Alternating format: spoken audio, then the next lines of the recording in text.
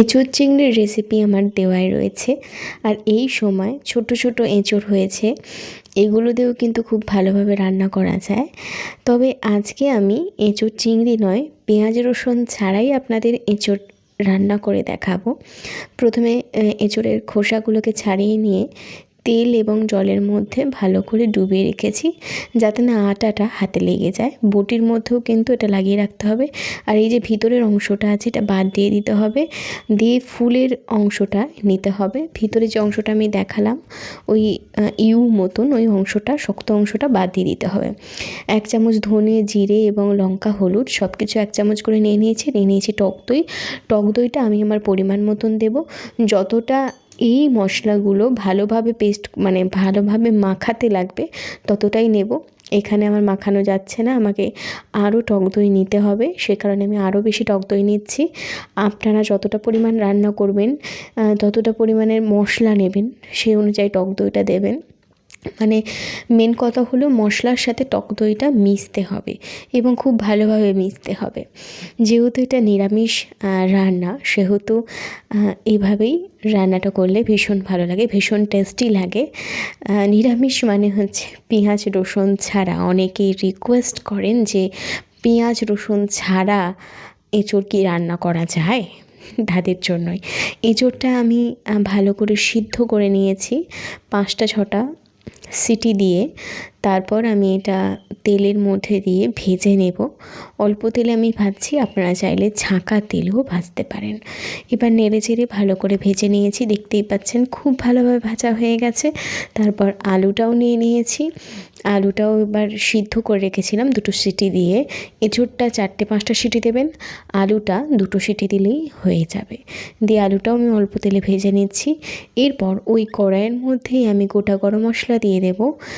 আর গোটা গরম মশলা দেওয়ার সময় আমি কি করেছি, ওই যে এলাচগুলোকে দিয়েছিলাম, ওগুলো কিন্তু কেটে মাঝখান থেকে ভালো করে ভেঙে দিয়েছি। দিয়ে দিলাম আদা, এবং আদা একটু ভাজা ভাজা হয়ে গেলেই টমেটম দিয়ে দেবো। টমেটমটা যতক্ষণ না গলে যায় ততক্ষণ পর্যন্ত একটু অপেক্ষা করব। দেখতেই পাচ্ছেন খুব সুন্দরভাবে গলে গেছে। এরপর আমি এই মশলার পেস্টটা এখানে দিয়ে দেবো। মশলার পেস্টটা দিয়ে দেওয়ার পর খুব ভালোভাবে একদম লো আঁচে এটাকে কষিয়ে নিতে হবে, যতক্ষণ না মশলা থেকে একটা তেল তেল ভাব চলে আসে। আপনারা দেখতেই পাবেন মশলা থেকে একটা তেল তেল ভাব চলে আসবে, তখনই কিন্তু আপনাদেরকে হালকা উষ্ণ গরম জল এর মধ্যে দিয়ে দিতে হবে। আপনারা চাইলে এখানে এমনি নর্মাল জলও দিতে পারেন। আমি ওই মশলার বাটিটার মধ্যে হালকা একটু উষ্ণ জল ঢেলে দিয়েছিলাম, মশলাটা ধুয়ে এর মধ্যে জল দিয়ে দিয়েছি। এরপর আমি এর মধ্যে দিয়ে দিয়েছি সিদ্ধ করে ভেজে রাখা এঁচোড় এবং আলু। এরপর এই মশলার সাথে এইগুলোকেও খুব ভালোভাবে কষিয়ে নেব।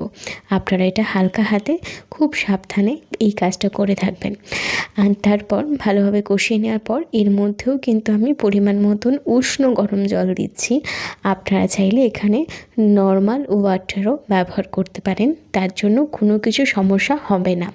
তারপর আমি যেহেতু এঁচোড় এবং আলুটা সিদ্ধ করার সময় নুন দিয়েছি, তাই নুনটা আমি এখানে জল ঢালার পর ব্যবহার করেছি। তারপর এর মধ্যে দিয়ে দেবো 2 চামচ পোস্ত বাটা। 2 চামচ পোস্তটা আমি দিয়ে দেবো। আপনারা আপনাদের নুনের পরিমাণটা ভালো করে টেস্ট করে দেবেন।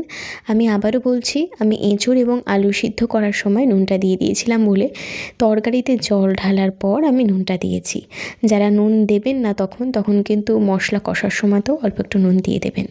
পোস্ত দিয়ে দেওয়ার পর ভালো করে ফুটিয়ে নিয়ে জলটা শুকিয়ে এসেছে, এই অবস্থায় আমি ধনেপাতা কুচি দিয়ে দিয়েছি।